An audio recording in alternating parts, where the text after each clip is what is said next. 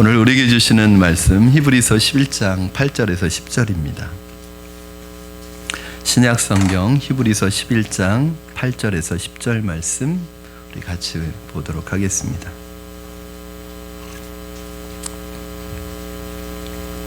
히브리서 11장 8절에서 10절을 제가 한 절, 여러분 한 절, 10절은 합독해서 하나님의 말씀을 우리의 마음속에 받겠습니다. 제가 먼저 봉독합니다. 믿음으로 아브라함은 부르심을 받았을 때에 순종하여 장래의 유업으로 받을 땅에 나아갈새 갈 바를 알지 못하고 나아갔으며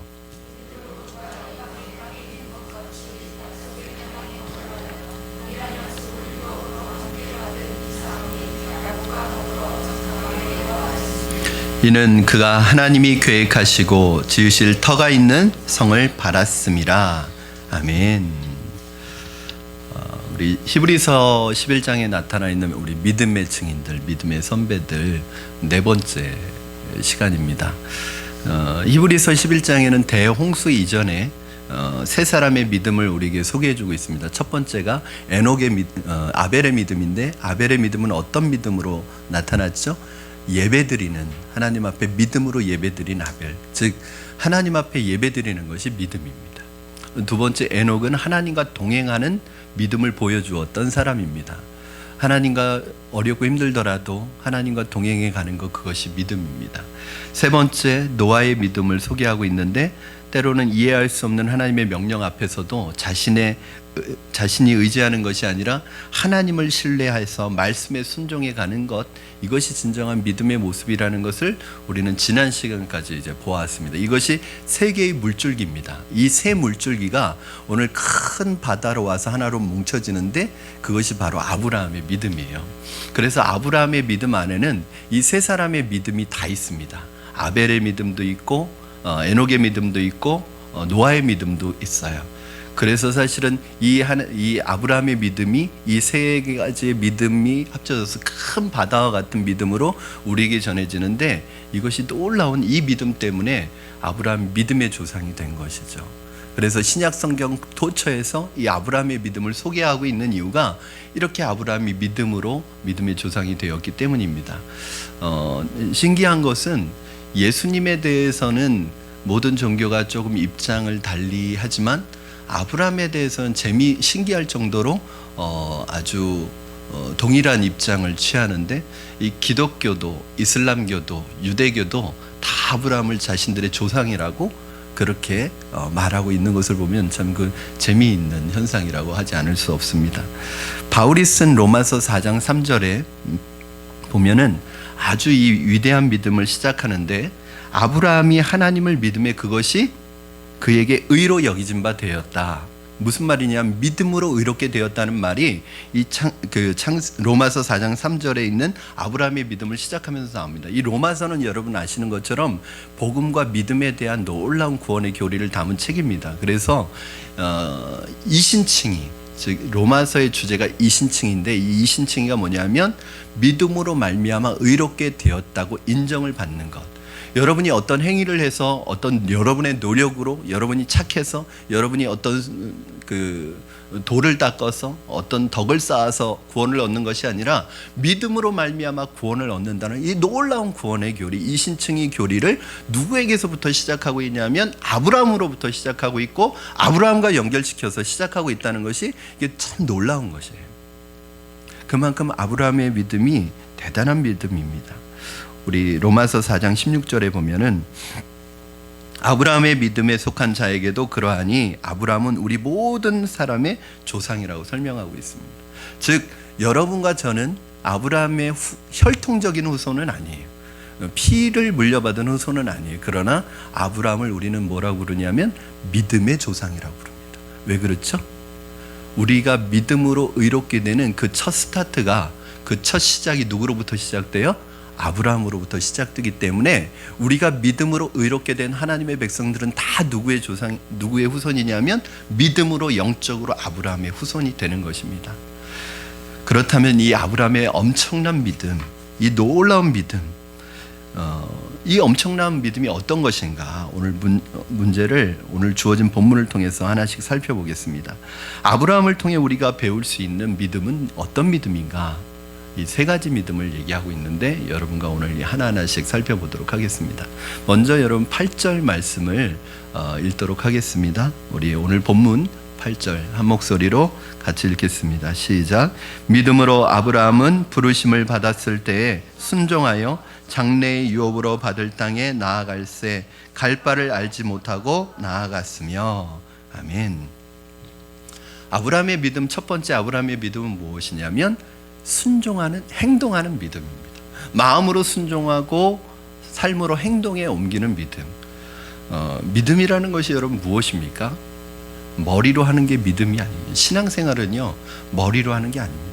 말로 하는 게 아닙니다. 어떤 분들 보면 믿음 생활을, 신앙생활을 말로 하는 분이 있어요. 말은 청산유소예요. 그런데 삶은 없어요. 어떤 분은 생각으로 신앙생활하는 분이 있습니다. 그런데 생각만 있지 삶은 없어요.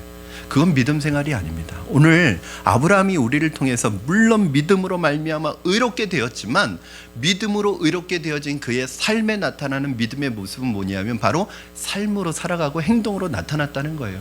우리의 믿음은 우리 안에 있는 것이 아니라 내 생각 속에 있는 게 아니라 머릿속에 있는 게 아니라 내 말 속에 머무는 것이 아니라 삶으로 나타나야지 그것이 진정한 믿음의 모습이라고 오늘 아브라함은 우리에게 가르쳐주고 있습니다.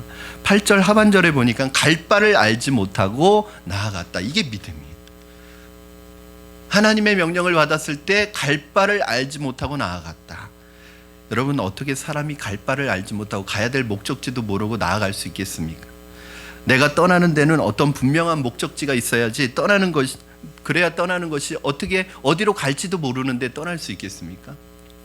예를 들어서 바캉스를 간다고 해도 제주도로 갈지 강원도로 갈지 어디 갈지를 정해놓고 떠나야지 가서 결정하겠다는 것은 말도 안 되는 것이죠. 그런데 오늘 아브라함은 자기가 어디로 가야 될지도 모르는데 하나님이 떠나라고 하니까 무작정 떠났다는 거예요. 아브라함은 이것을 보면 아브라함이 얼마나 하나님의 명령에 마음 깊이 순종하고 또 하나님의 명령이 어떤 것이든지 순종하기로 결단했는지 알 수 있습니다. 그러니까 아브라함에게 있어서는 그 명령의 내용이 무엇이냐가 중요한 게 아니에요. 그럼 누가 중요하냐? 명령을 내린 분이 누구냐가 중요한 거죠. 즉 명령을 보면 아브라함의 경우에 그 명령을 보면 순종하기가 어려운데 그 명령을 내리신 하나님을 보면 순종하기가 쉬워지는 거예요.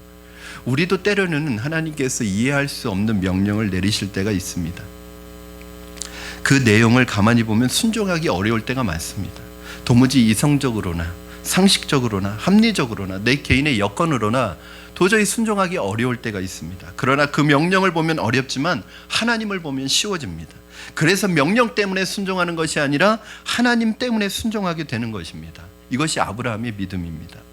보통 사람들은 성경이 아무리 말씀해도 자기 생각과 경험과 현실에 비추어 볼 때 맞지 않으면 순종하지 않기로 결정합니다.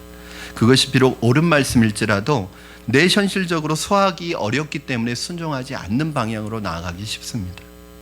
그러므로 여러분, 하나님의 말씀을 들을 때 마음으로 순종하고 믿음으로 행동에 옮기는 여러분이 되기를 주님의 이름으로 축원합니다. 이것이 아브라함의 믿음이었어요. 저는 분명히 하나 말할 수 있는 것은 여러분들이 행동으로 옮길 때 갈등이 생깁니다.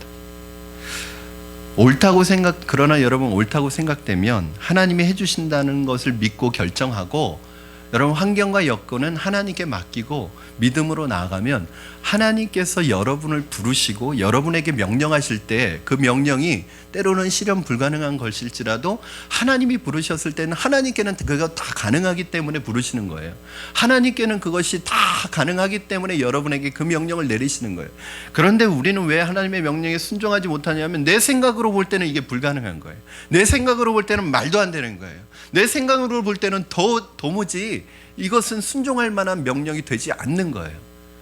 여러분, 자꾸 하나님의 말씀을 여러분의 생각으로 판단하시지 마시기 바랍니다. 그것은 뭐냐면 여러분, 저도 아이들을 키워보다 보면 아이들에게 뭐가 좋은지 알고 제가 그것을 요구할 때가 있어요. 그러나 아이들은 아빠가 왜 그것을 요구하는지 몰라요. 그렇지만 아빠의 지혜를 믿고 따라오면 그 아이에게 유익이 되는 것처럼 우리가 하나님을 다 이해할 수 없어요.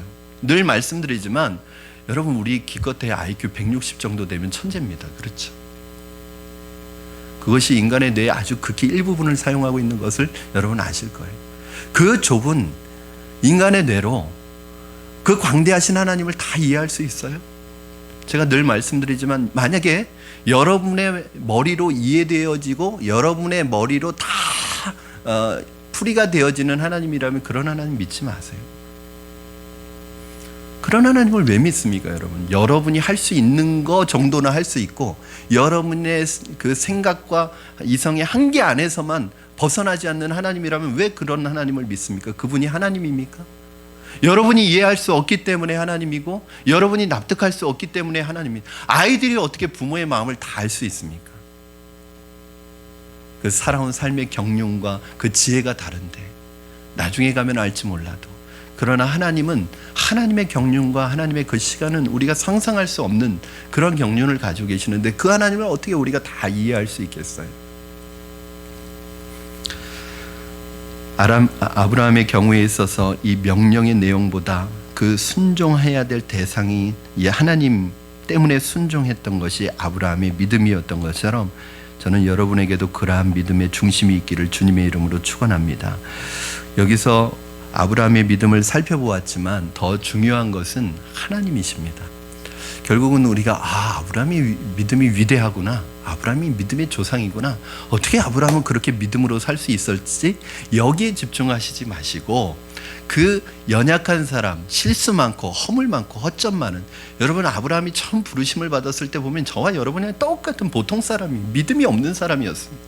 그러나 그 보통 사람이 그 위대한 믿음의 조상이 되고 위대한 믿음의 사람이 될 수 있었던 것은 아브라함이 위대했기 때문이 아니라 하나님이 위대하셨기 때문이거든요. 그래서 그 하나님의 위대하심을 여러분 보셔야 합니다. 하나님이 아브라함에게 나타나신 그 하나님, 어떤 하나님이신가? 8절 상반절에 보니까 믿음으로 아브라함은 부르심을 받았을 때라고 되어 있습니다. 하나님은 부르시는 하나님, 초청하시는 하나님입니다. 로마서 4장 17절 말씀 여러분 같이 우리 한번 읽어보겠습니다. 시작.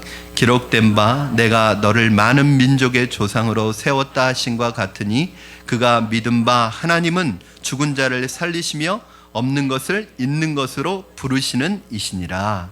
아멘. 죽은 자를 살리시며 없는 것을 있는 것으로 부르시는 하나님. 하나님이 부르심이, 하나님의 초청이 바로 아브라함의 믿음의 근거였습니다.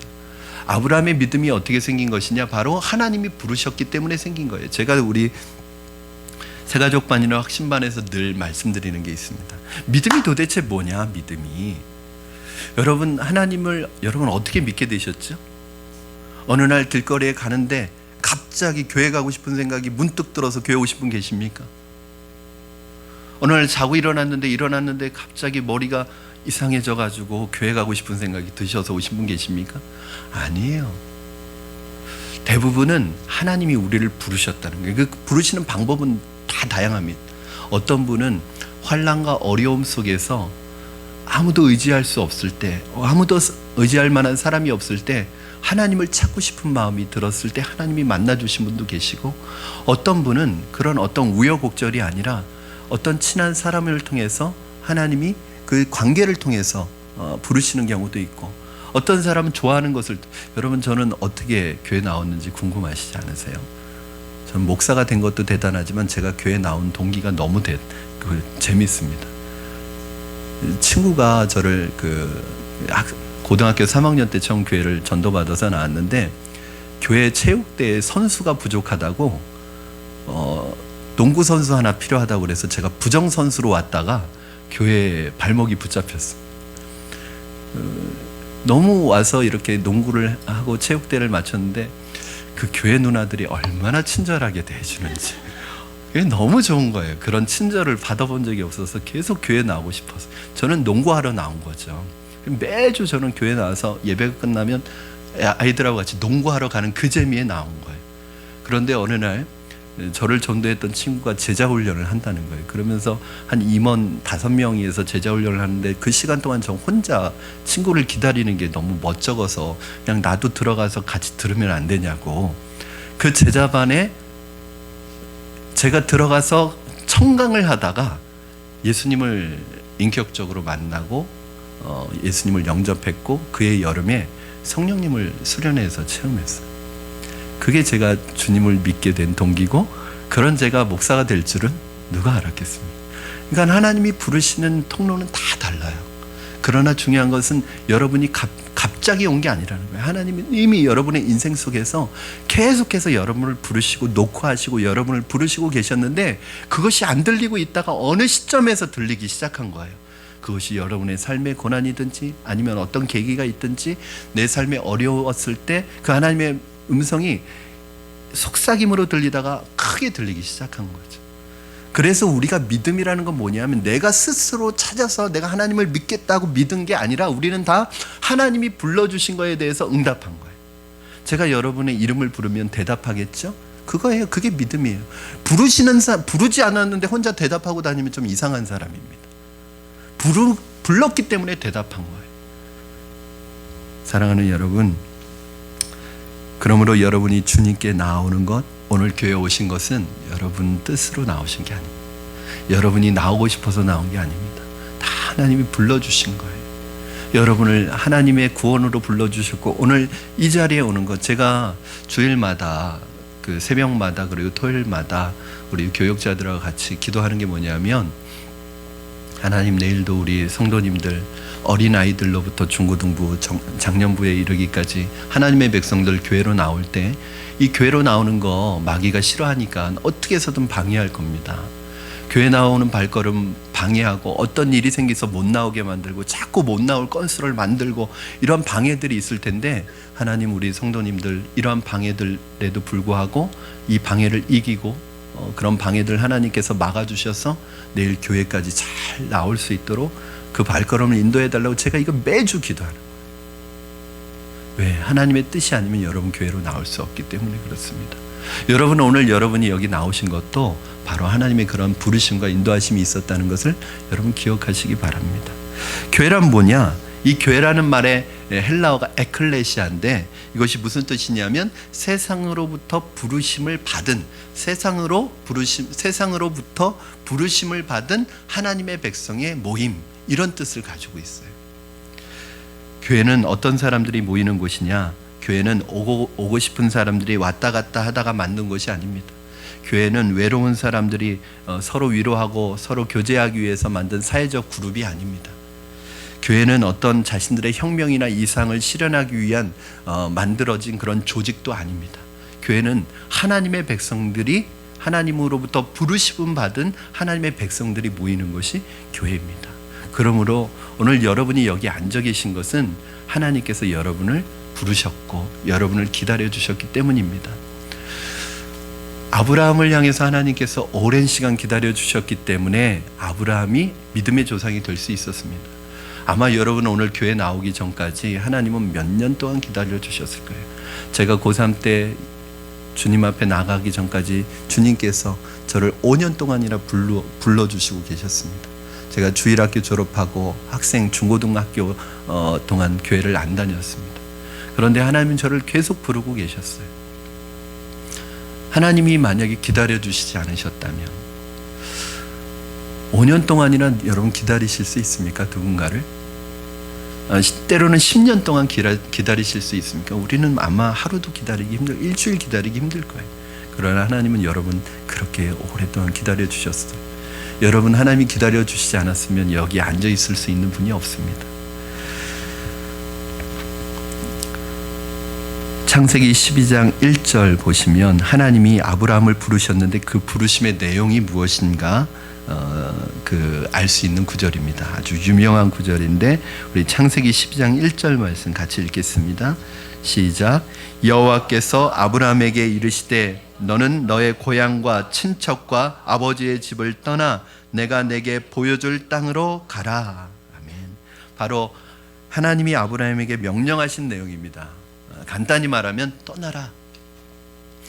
너의 집도 떠나고 친척도 떠나라. 그리고 아브라함이 이 하나님의 말씀에 순종합니다.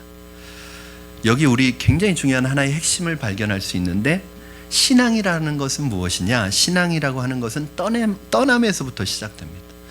그러므로 떠나지 않으면 신앙은 시작되지 않는 거예요. 즉 떠나야지 신앙의 여정이 시작되는 거예요. 그러나 대부분의 교회에 오시는 성도들을 보면은 떠나려는 경향보다는 안주하려는 경향이 훨씬 많습니다. 교회 오시는 분들의 대부분의 상태를 보면 종교적으로나 심리적으로 그들의 요구는 간단합니다. 교회가 나의 현재를 인정해주고 나의 현재의 삶을 보호해주고 나의 직장도 나의 가정도 보호해주고 그리고 여기에서 더 발전시켜 주기를 요구하는 것이 거의 대부분입니다. 이것을 떠나라고 하는 요구와는 정반대되는 거예요. 여러분, 그래서 교회를 와도 신앙이 안 생기는 것은 성경 공부를 안 해서가 아닙니다. 기도를 안 해서가 아닙니다. 교회에 오지 않았기 때문이 아닙니다. 교회에 와서도 신앙이 생기지 않는 이유는 떠나지 않기 때문에 그래요. 여러분, 이 시간에 다 이민가라고 그러는 거 아닙니다. 다 이 지역을 떠나서 다른 데로 이사가라는 말씀도 아닙니다. 부모를 떠나라는 것도 아닙니다. 당장 이사가라는 말은 더더욱 아닙니다. 무엇이냐 하면 심리적으로 행복이라고 생각하는 어떤 세상적인 가치관으로부터 떠나라는 거예요. 아직도 내가 하나님 말고 다른 것을 의지하고 붙들고 있어서 하나님을 의지하지 못하도록 만드는 그 어떤 것이 있다면 그것으로부터 떠나라는 거죠. 아브라함에게 있어서는 하나님보다 더 의지하면서 살아가는 게 무엇이냐면 그의 본토 친척 아비집이었습니다. 여러분, 75세까지 그 지역에서 살았어요. 여러분, 75세에 자기의 고향을 떠나는 거 쉬워요, 어려워요? 어렵죠. 왜냐하면 그 나이 되면은 다시 떠났다가도 돌아오는 것이 사람의 본능입니다. 그러나 75세 동안 그 고향에 살았다는 것은 거기에 모든 내 삶의 근거가 다 있고 내 삶의 모든 기반이 다 있고 내 모든 익숙한 것, 내 익숙한 사람들, 나하고 친숙한 사람들이 그곳에 다 있는 거예요. 그곳을 떠나는 거는요, 여러분, 생명을 내놓는 것처럼 힘든 거예요. 우리 권사님 중에 한 분이 오랫동안 안양에서 사시다가 이제 교회가 개척되기 1년 전쯤에 목동으로 이사 오셨는데, 여러분 40 중반까지 살던 곳을 떠나는데 향수병이 걸리셔가지고요. 매주 그 아는 사람들, 친구들 모든 것이 다 그쪽에 있으니까 매주 거기를 가셨대요. 마음이 안 잡혀가지고 너무너무 힘드셨다는 거예요. 1년, 2년 이제 말씀으로 채워지면서 그걸 극복할 수 있었대요. 그만큼 힘든 거예요, 여러분. 내 삶의 기반을 떠난다는 거. 그런데 그걸 떠나야지 신앙이 시작되는 거예요. 여러분, 아직도 내가 예수 믿기 전에 내가 의지하고 내가 붙들고 이거 아니면 안 된다고 생각하고 여러분의 삶을 통째로 빼앗기고 여러분의 마음을 빼앗기고 있던 그것으로부터 아직도 여러분이 떠나지 않고 그거 붙들고 있다면 여러분 아직 신앙은 시작되지 않은 것입니다. 그걸 일명 양다리라고 하는 거예요. 양다리. 여러분, 왜 이 양다리를 걸칠까요? 이 양다리 걸치는 남자는 가랭이가 찢어질 거예요. 이게 인간관계에 있어서 이 양다리가 안 좋은 겁니다. 신앙에 있어서도 양다리를 걸친 사람이 있어요. 이게 뭐냐면 왜 양다리를 걸쳐요? 언제든지 상황 봐서 발 떼려고. 이건 신앙이 아닙니다. 그러므로 모든 것으로부터 떠나는 것, 이것이 바로 성경의 명령입니다. 이 모든 것이라는 것은 여러분이 의지하는, 하나님보다 더 의지하는, 그래서 이거 아니면 안 되겠다고 생각하는, 그게 있는 한 신앙은 자라지 않습니다. 여러분, 가정도요, 두 남녀가 결혼을 하면요, 하나님의 원칙은 뭐예요? 부모로부터 떠나 아내와 한 몸을 이루는 거예요. 그러니까 떠남과 연합이 있어야 가정이 이루어지는 거예요. 그러나 대부분의 청년들이 결혼을 해도 대부분의 남녀들이 결혼을 해도 자기들만의 가정이 생기지 않는 이유는 부모를 떠나지 못해서 그래요. 요즘에는 평균 30대 초반이나 30대에 많이 결혼들 하지 않습니까? 그런데 그 30대의 나이가 결코 적은 나이가 아닙니다. 그럼에도 불구하고 여전히 재정적으로나 심리적으로나 정서적으로나 정신적으로나 영적으로나 모든 면이 부모에 의존하고 있어요. 남자도 그렇고 여자도 그래요.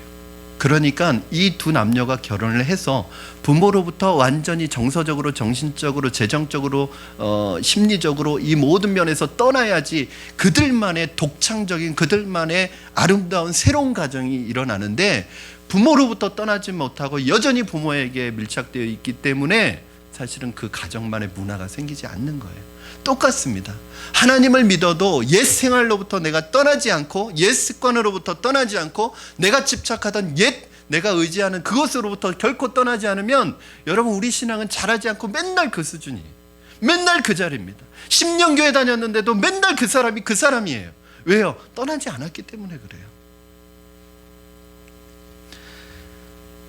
그러니까 자기 현재를 자꾸 보호하려고 하니까 이것이 행복이라고 생각해서 하나님도 내 현재를 축복해주는 수단으로 보이기 때문에 믿음이 있는 것처럼 보이지만 믿음이 없는 것입니다. 여러분, 예수님을 믿는다는 것은 이것입니다. 고린도후서 5장 17절 말씀, 굉장히 중요한 말씀입니다. 우리 한번 같이 읽겠습니다. 시작. 그런즉 누구든지 그리스도 안에 있으면 새로운 피조물이라, 이전 것은 지나갔으니 보라 새 것이 되었도다. 아멘. 여러분, 옛것을 한참 붙들고 앉아 있으면서 새 것이 되는 것은 불가능합니다. 이 신앙생활은 깊이 들어갈수록 치열한 싸움이 일어나는 거예요. 뭐냐면 나냐 하나님이냐, 현실이냐 천국이냐, 이 싸움이 매일 일어나는 거예요. 어떤 사람은 내 성격이 변하면 어떡하지 하고 걱정합니다. 그러나 옛날 성격 그대로 가지고 있으면 편안한 거예요. 편안한 거예요. 그러나 성경은 성격이 변하기를 원하고 있습니다. 여러분, 어떻게 하면 우리의 성격이 변할 수 있습니까? 성격 변하기 참 힘들어요. 그렇죠? 먼저 시작은 여러분이 성격이 변화되기를 결단하셔야 합니다. 여러분의 언어 생활, 여러분의 습관, 여러분의 가치관, 여러분의 생각이 바뀌기를 일단 결정하십시오.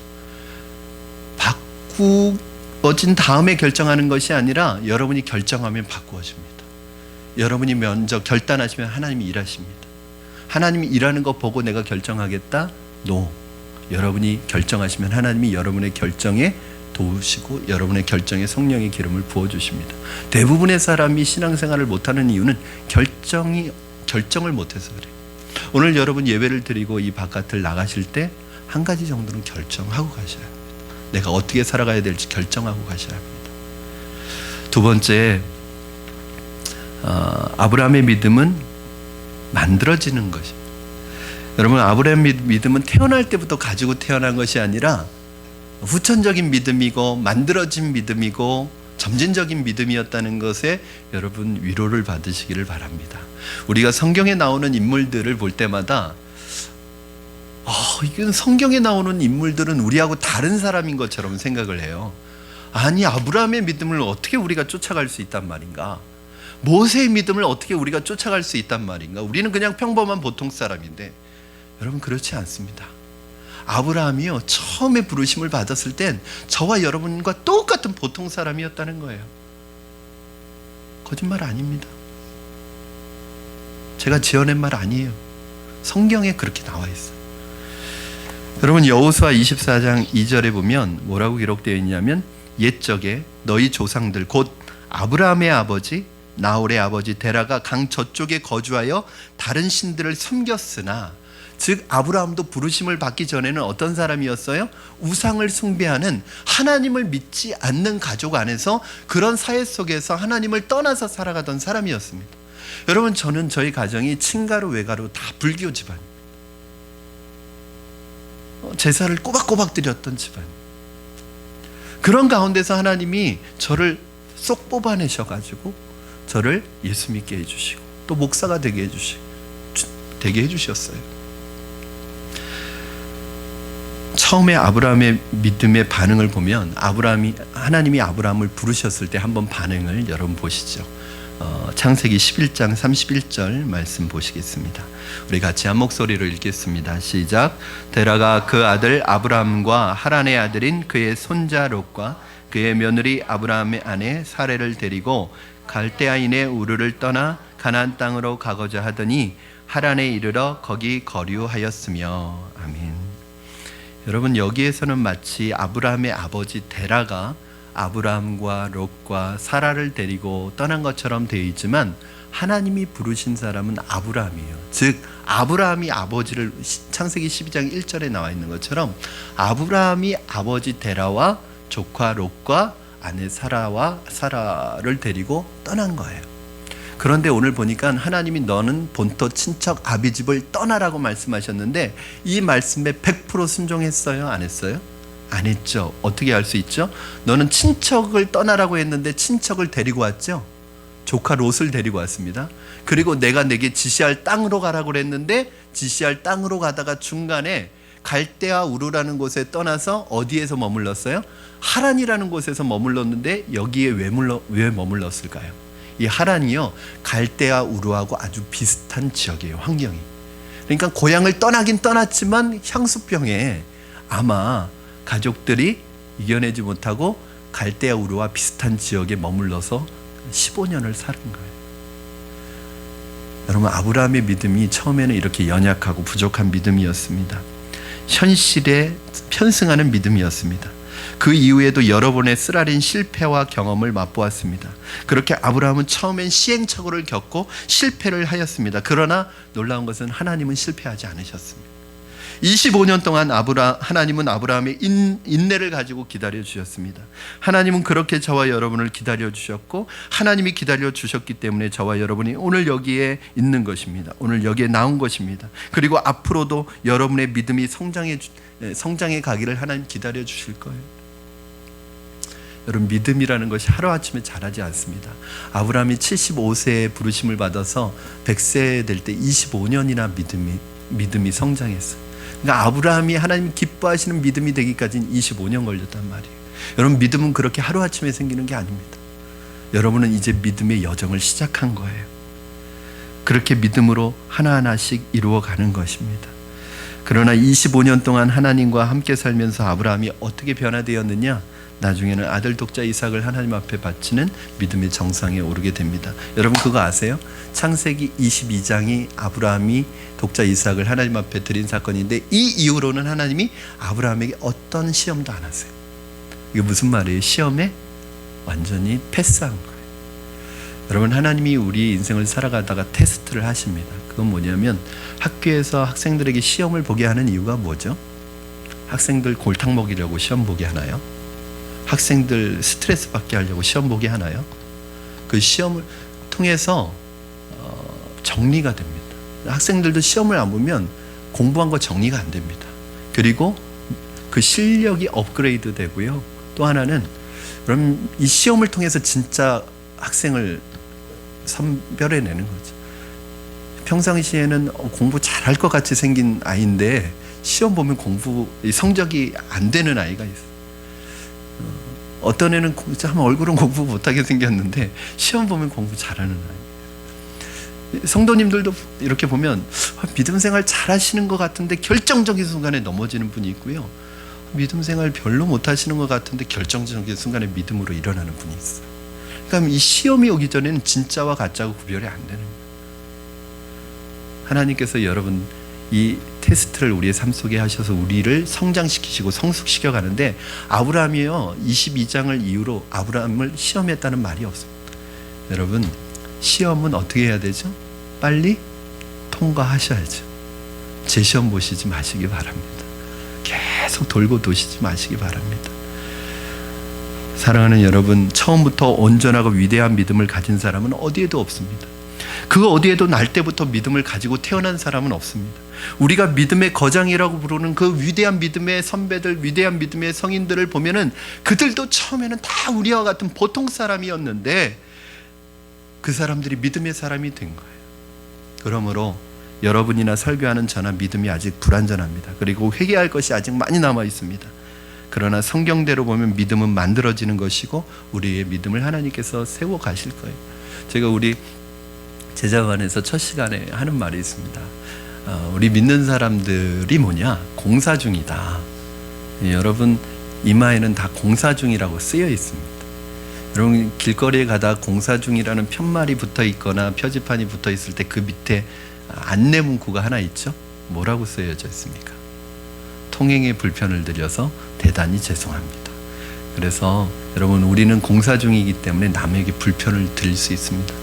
제가 아직 미완성이기 때문에 여러분에게 불편을 드릴 수 있어요. 저도 모르게. 그리고 또 여러분은 누군가에게 불편함을 드릴 수 있어요. 그러나 여러분, 서로 이해하셔야 합니다. 알고 일부러 그러는 거 아니에요. 아직 공사 중이기 때문에 그래요. 미완성이기 때문에 그래요.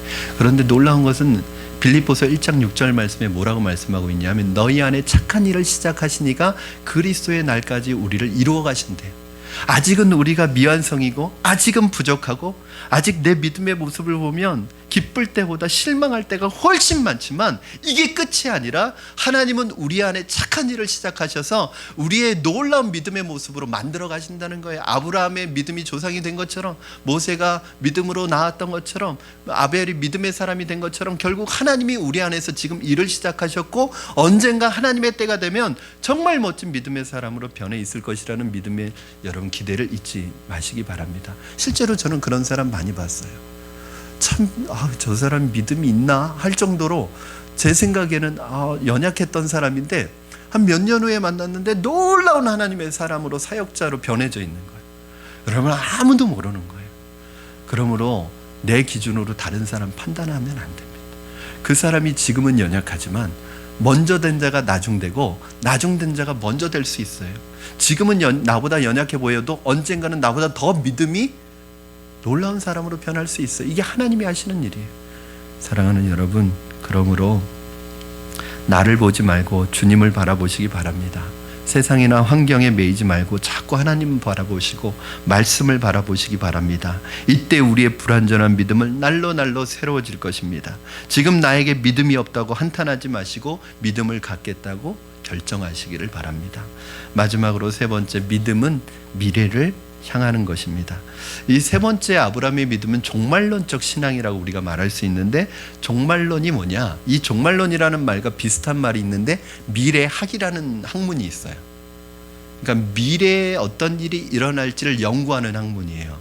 이 미래학이라는 학문이 있는데 종말론과 미래학이 비슷한 말 같지만 틀린 말입니다. 즉, 이 미래학은 미래에 무슨 일이 일어날지를 연구하는 학문이지만 성경에 있는 종말론은 미래에 일어날 일들을, 하나님이 이미 보여주신 일들을, 이미 선포된 일들을 알아가는 것이 바로 종말론입니다. 여러분, 종말에 대심판이 있을 것입니다. 휴거가 있을 것입니다. 재림이 있을 것입니다. 몸의 부활이 있을 것입니다. 이것을 미리 보여주는 것이 종말론입니다. 이 종말론을 본 사람은 자신의 목숨 죽기까지 두려워하지 않습니다. 여러분, 천국을 미리 본 사람은 죽는 것을 두려워하지 않습니다. 사도 요한이 이 하나님의 나라를 보니까, 이 천국을 보니까 두려움이 사라졌다는 거예요. 그 핍박 가운데 있으면서도. 우리는 예수 그리스도를 믿음으로 이미 천국을 소유한 사람들입니다. 그리고 우리는 이미 하나님의 자녀가 되어서 우리가 죽은 후에 약속을 이미 받은 사람들입니다. 이게 종말론이에요. 즉, 여러분 안에 내가 하나님의 백성이라는, 나는 천국의 시민이라는, 이미 내가 예수님을 믿는 순간에 하나님의 백성이 되고 난 천국 시민이 되었다는 이 믿음의 확증과 보증을 받은 사람은 현실의 삶에서 두려워함이 없어진다는 거예요. 현실의 삶에 대한 근심과 걱정이 없어진다는 거예요. 아브라함의 신앙은 어떤 신앙이었냐면 바로 이것을 보는 신앙이었다는 거예요. 아브라함의 신앙이 어떤 신앙이었냐면 미래의 약속을 미리 해주셨고 그 약속의 세계, 약속의 땅, 약속의 본향을 그는 믿음의 눈으로 보았습니다. 10절 말씀에 보니까 이는 그가 하나님이 계획하시고 지으실 터가 있는 성을 바랐습니다. 이게 핵심입니다. 갈 바를 알지 못하고 길을 떠났던 아브라함이 그렇게 떠날 수 있었던 것은, 나는 갈 바를 알지 못하지만 하나님께서 이미 미리 지어놓으신 성을 보여주셨다는 거예요. 이것이 어거스틴의 신국론이고 하나님의 도성이고 계시록 21장에 나오는 새 예루살렘과 새 하늘과 새 땅입니다. 하나님의 나라입니다. 아브라함은 하나님의 음성을 들었을 때 미래에 올 약속을 미리 받았습니다. 그럼 이것이 10절에 보면 하나님의 경영하시는 나라고 하나님이 세우시는 나라입니다. 여러분이 천국을 미리 여러분의 마음속에 품으신다면, 내가 하나님의 자녀가 되어서 천국을 선물로 받았다는 것을 여러분 마음속에 확신하신다면 여러분 모든 것을 다 이겨낼 수 있습니다. 9절 상반절에 보니까 외국 땅에서 아무런 보장도 없이 나그네처럼 자신이 삶의 기반이 다 닦여져 있는 곳을 떠나서 가나안 땅에 왔는데 그냥 나그네인 거예요. 여기에선 자기 집 한 평 없는 거예요. 자기 땅 한 평 없는 거예요. 그냥 나그네로 사는 거예요. 셋집에 사는 거예요. 그럼에도 불구하고 거기에 우거할 수 있었던 이유는 그가 약속을 미리 받았기 때문입니다. 여러분, 만약에 제가 예를 하나 들어서 어떤 청년이 아버지가 재벌이에요.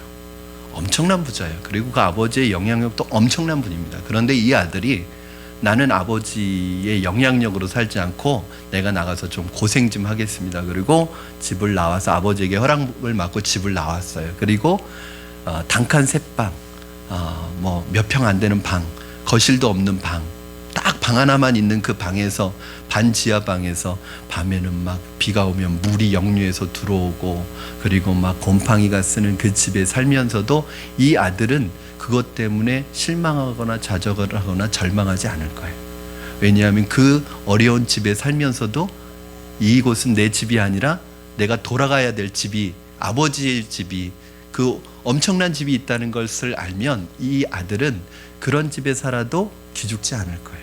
그런 집에 살아도 절망스럽지 않을 거예요. 왜냐하면 이곳은 내가 잠시 머무르는 새 집이지 나의 집이 따로 있다는 것을 늘 생각하면 여기에서도 좁은 몇 평 안 되는 집에 살면서도 기쁘게 살아갈 수 있을 것입니다. 사랑하는 여러분, 9절 하반절에 그래서 그는 이삭과 야곱과 함께 장막을 치고 그 땅에 살 수 있었습니다. 무엇 때문입니까? 약속 때문입니다. 약속이 분명하면 현실과 이 세상이 결코 고달프지 않습니다. 이것이 정말 신앙입니다. 여러분이 만약 예수 믿는 것이 고달프고 힘들고 이 세상의 삶이 고달프고 힘들다면 여러분은 아직 약속의 땅을 보지 못했기 때문입니다. 새하늘과 새 땅, 마지막에 신부가 신랑을 위해 단장하는 것처럼 찾아오는 그 새 예루살렘을 아직 보지 못했기 때문입니다. 그래서 우리 믿는 사람들은 현실의 땅에 발을 디디고 살지만 우리의 시선은 미래를, 영혼을 바라보는 사람들이 바로 믿음의 사람들입니다. 그렇게 살면 현실이 고달프지 않습니다. 이 땅의 삶이 쉽지 않아요. 누구든 쉽지 않아요. 이 세상에서 어렵게 살아가지 않는 사람이 누가 있습니까? 신방을 다녀보면 어려움이 없는 가정이 하나도 없어요. 어떤 가정은 자녀 때문에, 어떤 가정은 재정 때문에, 어떤 가정은 건강 때문에, 모든 사람들은 염려와 걱정거리가 다 있습니다. 이 땅의 삶이 그래요. 그러나 우리 믿는 사람들은 이 땅만 보고 이 현실만 바라보면서 절망하고 한숨 쉬고 낙심하는 사람이 아니라 우리의 발은 현실을 디디고 살지만 우리의 시선은 영혼을 바라보고 하나님의 나라를 바라보고 천국을 바라보고 하나님께 집중해서 살아가면 여러분, 우리의 현실을 넉넉하게 믿음으로 이길 수 있는 거예요. 왜? 우리가 가야 될 집이 있기 때문에. 여러분, 이 세상은 나그네입니다. 여러분, 여기에서 천년만년 사는 거 아닙니다. 언젠가는 다 부르심을 받습니다. 여러분이 구원으로 부르심을 받았듯이 언젠가는 하늘의 부르심을 받을 때가 올 거예요. 그때 내가 가야 될 집이 있는 사람과 가야 될 집이 없는 사람은 천지차이인 거예요.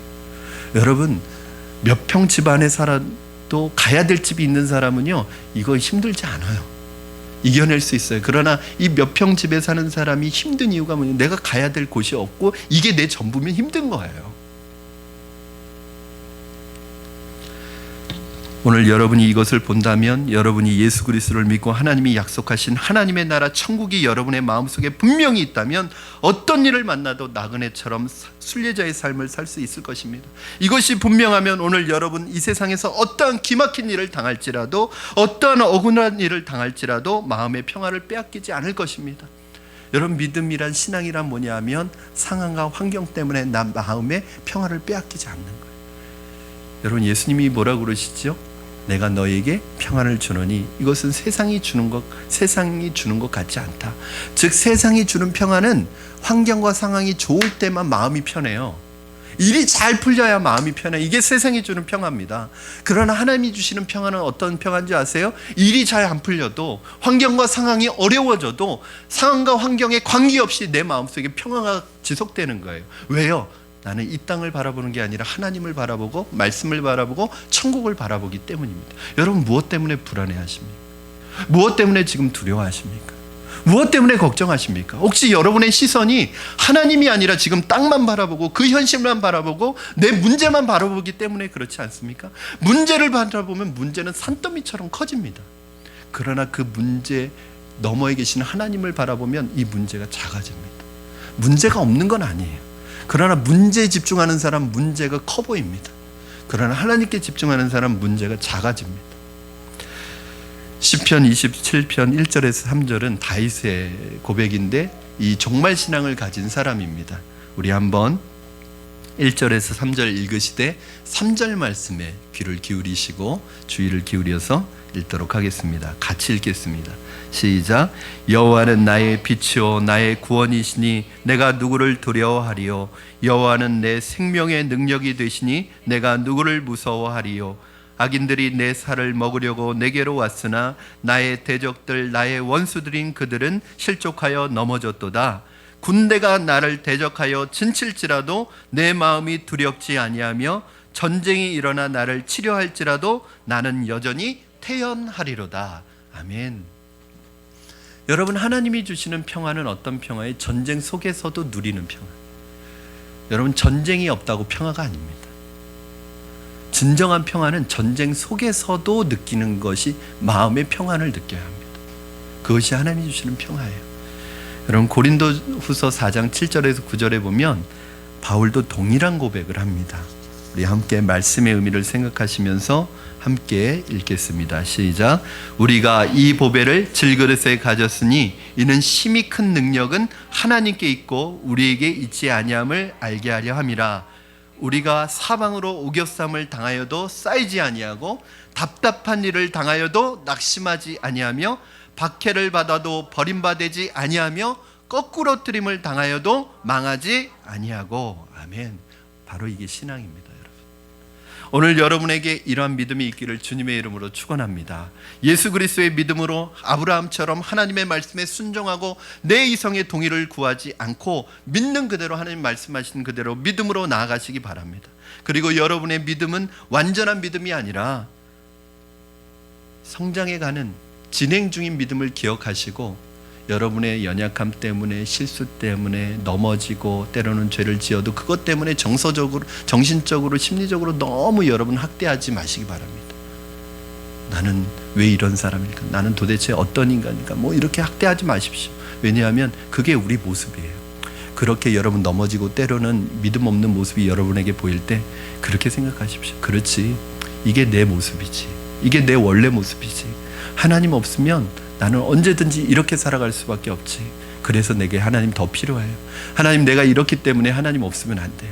내가 이렇기 때문에 하나님 의지할 수밖에 없어요. 하나님 더 의지하는 기회로 삼으시기를 바랍니다. 여러분, 말씀을 정리합니다.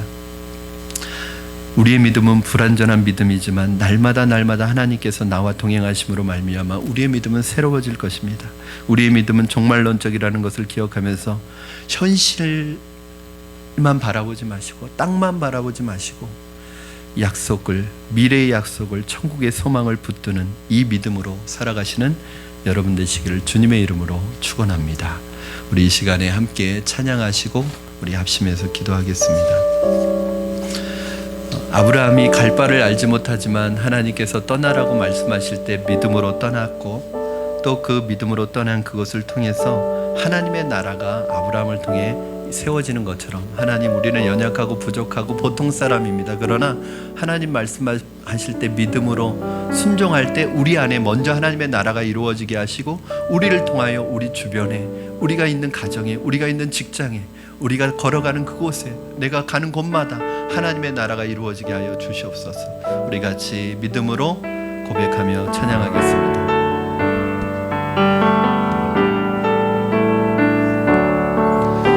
말씀하시면, 주님 말씀하시면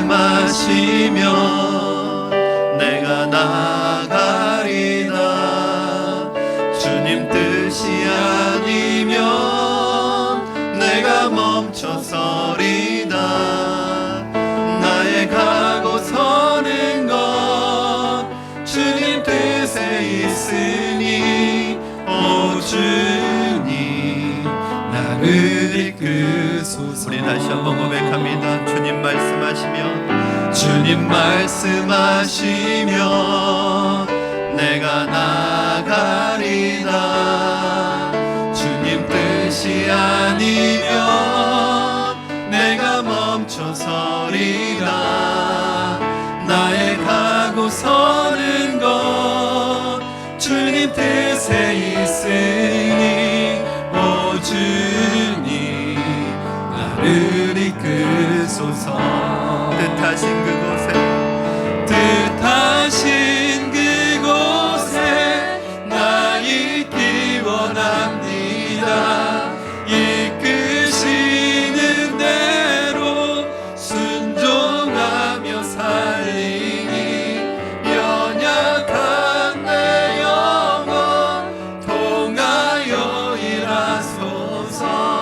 주님 나라와 그 뜻을 위하여 뜻하신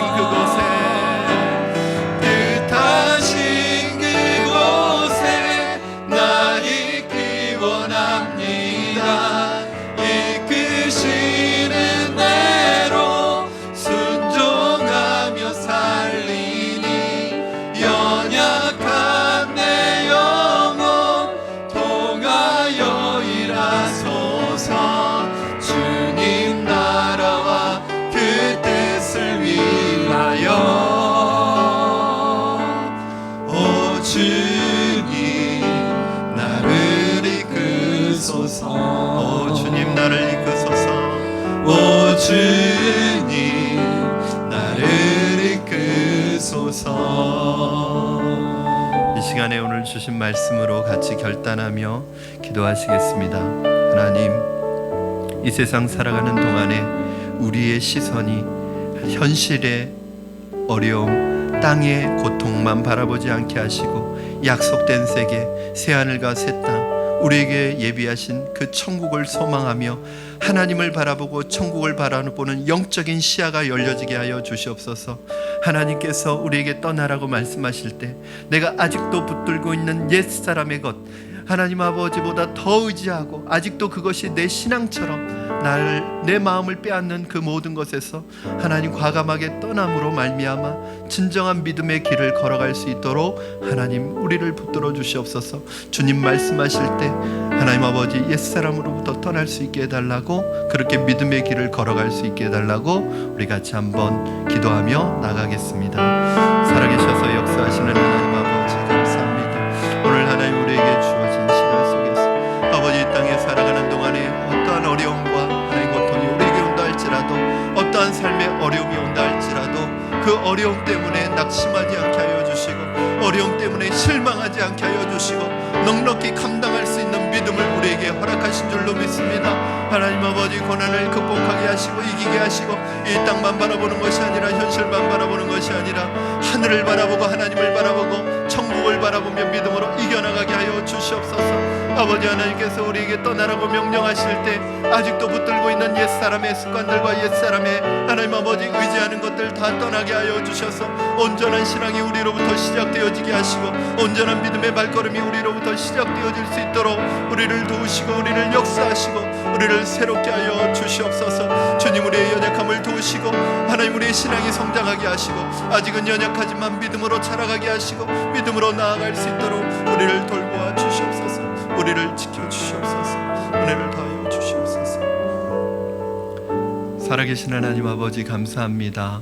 세상 가운데 하나님을 모르고 살아가던 우리들을 하나님 긍휼히 여기시고 불러주셔서 이렇게 하나님의 백성이 되게 하시고 하나님의 자녀가 되게 하시고 천국을 소유한 하나님 나라의 시민이 되게 하신 것을 감사합니다. 하나님, 그러므로 말미암아 이 땅에 살아가는 동안에 이 땅의 백성처럼 땅만 바라보고 현실만 바라보고 낭망하고 실망하고 절망하는 한숨 짓는 인생을 살아가는 것이 아니라 어떠한 절망과 환경 속에서도 하늘을 바라보며 하나님 바라보며 천국을 바라보며 믿음으로 극복하며 현실을 이겨나갈 수 있도록 주님 우리에게 힘을 주시옵소서. 능력을 주시옵소서. 하나님 아버지, 어떠한 혼란과 풍파 가운데서도 하나님 안에 거하는 자는 참 평안을 주실 줄로 믿습니다. 그 평안이 오늘 우리의 마음과 생각을 다스려 주시옵소서. 하나님께서 우리에게 떠나라고 명령하실 때, 오늘 우리에게 끊임없이 떠나라고 말씀하실 때 아직도 세상을 향하여 내가 놓지 못하고 있는 그것을 놓을 때 진정한 믿음이 시작되고 진정한 행복이 시작되는 것을 말씀해 주셨는데, 아버지 떠날 수 있는 용기를 허락하여 주시옵소서. 믿음으로 주님을 붙들게 하여 주시옵소서. 우리의 믿음이 연약하지만 날마다 주님 안에서 자라게 하셔서 하나님 아버지 아브라함과 같은 믿음의 사람으로 하나님 앞에 쓰임받을 수 있도록 우리를 붙들어 주시옵소서. 하나님 역사하여 주실 줄로 믿으며 예수님의 이름으로 기도하옵나이다. 아멘.